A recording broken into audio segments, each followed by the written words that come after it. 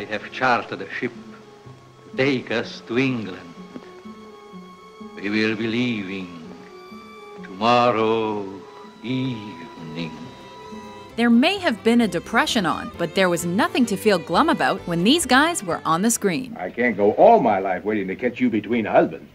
Welcome to WatchMojo.com, and today we're counting down our picks for the top 10 decade-defining actors of the 1930s. Mo, there was a fight in your barbershop this morning. Yes, sir? That was no fight. I'll get to you in a minute. For our series on the top 10 decade-defining male actors per period, we've made our choices based on a combination of their commercial success, their box office scores, their productivity, and how they helped set the tone and raise the standard in Hollywood for the era.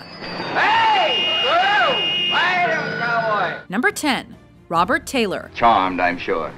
In 1934, Taylor signed for movie giants Metro-Goldwyn-Mayer, and within a year, he'd secured his first leading role in The Magnificent Obsession. An appropriately titled first gig, Taylor would soon be idolized by moviegoers and prioritized by movie makers. Well, you tell me first whether you smiled at me or at my friend. What friend? You didn't even see her? No. As the man with the perfect profile, he starred alongside some of the finest actresses of the day, like Greta Garbo in Camille. Beautiful girl who lived for love and pleasure. And Vivien Leigh in the British comedy A Yank at Oxford. And he's so clever. Taylor had true talent, and everyone wanted a piece of it. Oh, you can't break records with the competition you get from a bunch of mud turtles. Number 9. Mickey Rooney. I'm going to take old Polly Benedict to the party, and I'm going to dump her. I'm going to turn her over to Ben Davis or one of them Lottie-Dahs that like girls. Then I'm coming home and I'm going to bed. That's what I'm going to do. It's an almost impossible task to choose just 10 out of the 90 years Mickey Rooney performed.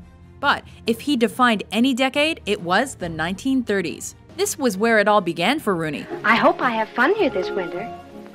How many dances you going to dance with me, Polly, huh? Oh, Andy. A role as Andy Hardy in A Family Affair landed him an unexpected franchise success. And a part in Boys Town with Spencer Tracy proved his dramatic credentials. If you're a Catholic or a Protestant, you can go right on being one. Well, I'm nothing. However, the young Mickey Rooney will always be remembered alongside a young Judy Garland for his Oscar-nominated turn in Babes in Arms. I said good morning. See the sun is shining. A good morning. Hear the birdies sing. It's great to stay up late. Good morning to you. Number 8. James Cagney. I wish you was a wishing well, so that I could tie a bucket to you and sink you. Orson Welles said of this man that he may be the greatest actor who ever appeared in front of a camera. So, James Cagney's inclusion on our countdown is heavily justified. During the 30s, he mostly found fame by appearing as gangsters and tough guys. Certainly did. The Public Enemy and Angels with Dirty Faces are amongst his best remembered works. It was a typecast he would work to shed off later in his career. But during the post-Prohibition years, It's a long time, that ain't no picnic. it was box office gold. You got about as much chance of getting an indictment as I have of getting in a Bible society. You'll find that nobody cares about the whole thing. You find them laughing at you, and up a lot of blind alleys. But, go ahead, kid. Well, if that's our only competition. Don't hurt the old boy's feelings. Number 7. Fred Astaire. Known today for his romance-fueled dancing double act with Ginger Rogers, Astaire's own acting and performing credentials were never in doubt. Hello, Fred. Hello, Julio. Where's Roger? He began show business at an early age, forming a variety act with his sister Adele. By the 30s, he was an established personality and played romantic leads in many a musical. Now, wait a minute. I'm on my vacation. I'm not going to do any dancing. The Gay Divorcee, and, with Rogers, Shall We Dance, among the most notable. Rogers and Astaire complemented each other so well, Katharine Hepburn once reportedly said, he gives her class and she gives him sex appeal. It's funny, dogs have an instinct for the right people. Number 6. Errol Flynn. See what he's made of. Flynn's journey from his place of birth in Tasmania across an ocean to Hollywood was by no means straightforward. It's out of favor I seem to be with you, my vinegary virgin. He worked a variety of jobs before he pursued acting, but once he found the stage, he'd found his calling. Flynn became synonymous with swashbuckling roles through the 30s, and he formed a formidable partnership with Olivia de Havilland. It was fortunate for you that I was here to save you. I hardly consider it fortunate to be bought by anyone by the name of Bishop. Captain Blood was their initial success, but Flynn is most remembered for his first Technicolor lead role in The Adventures of Robin Hood. I'll condemn anything that leaves the task of holding England for Richard to outlaws like me. Ooh! Ooh! Number 5, Spencer Tracy. You try run Manuel down, huh? You big killer whale with smoke spout, you try swallow Manuel like he little smelt, huh? In 1930, Spencer Tracy and Humphrey Bogart both debuted in the same picture, Up the River. Mother, I want you to meet Mr. Jones. It was a modest success. However, the first 5 years of Tracy's glittering career didn't go as planned, as he fell into bad reviews and alcoholism.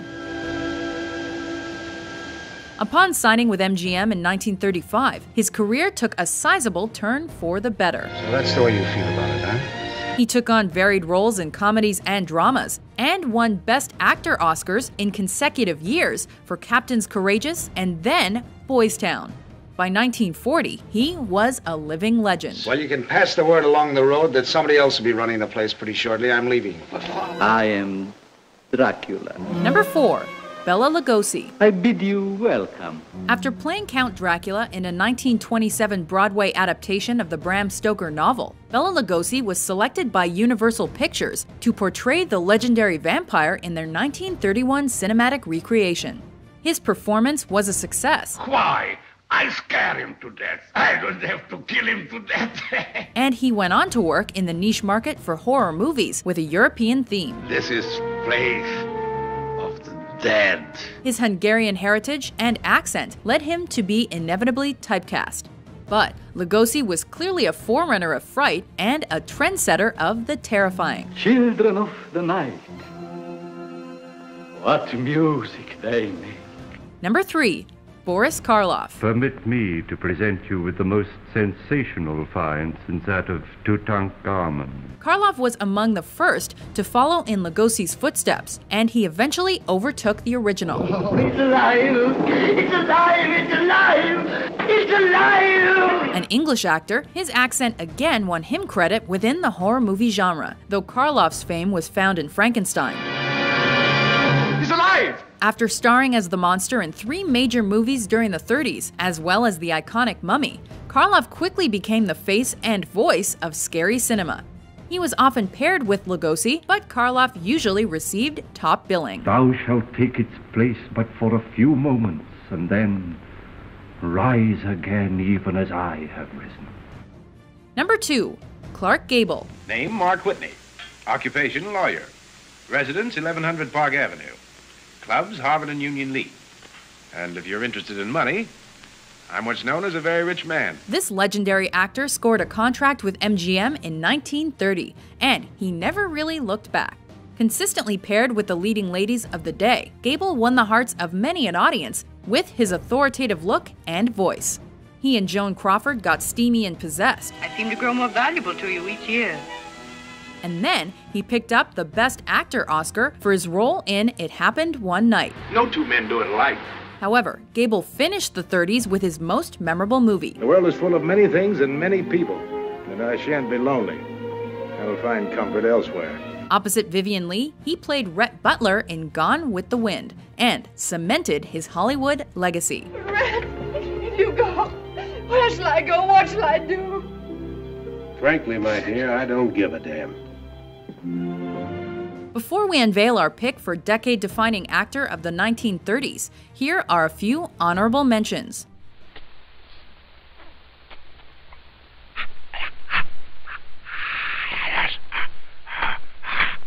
I've got to. Oh, no, Jesse, please. Can't help it, Z. I just got to. Let Frank. Sorry, honey. You're a fine watchdog. He's got more sense than you have. I'm glad you're not on this case. On it, I'm in it. They think I did it. Well, didn't you? Ah! Oh, he must have lost his nerve. I'll take care of him. Now, let's see the color of that money. Yeah, just a minute, Sam. I got my own ideas of a split this time. And you can take it my way or leave it. We ain't begging you. Yeah? Duffy! Well, where is Duffy? Number 1, Cary Grant. Sure, they'll be naming streets after you. Hildy Johnson Street. There'll be statues of you in the parks. The movies will be after you. The radio. By tomorrow morning, I'll bet you there's a Hildy Johnson cigar. I can see the billboards now. It says, light up with Hildy Johnson. Light up with Hildy. Stop that acting. Our champ spent the 30s as an official Englishman before obtaining American citizenship in 1942. Mae West is largely credited with giving this definitive leading man his breakthrough opposite her in She Done Him Wrong Thanks. and I'm No Angel. Yeah, well, you wouldn't mind if I looked around. Me, Jiu-Jitsu. The Awful Truth was a pivotal movie, though, as it established Grant as rom-com royalty. Really, David, there's a time and place for everything. What would Professor Latouche think? After all, my dear, you're getting married tomorrow. After that, he paired up with the likes of Katharine Hepburn in Bringing Up Baby and Rosalind Russell in His Girl Friday. Grant is a legend of laughter and a legend of love, a romantic, comedic winner. They always seem so cold to me. They have no warmth, no soul. I'm sorry you think more of your diamonds than you do of your soul. Do you agree with our list? Splendid. Which 1930s actor do you think is the most iconic? For more classic top 10s published every day, be sure to subscribe to WatchMojo.com.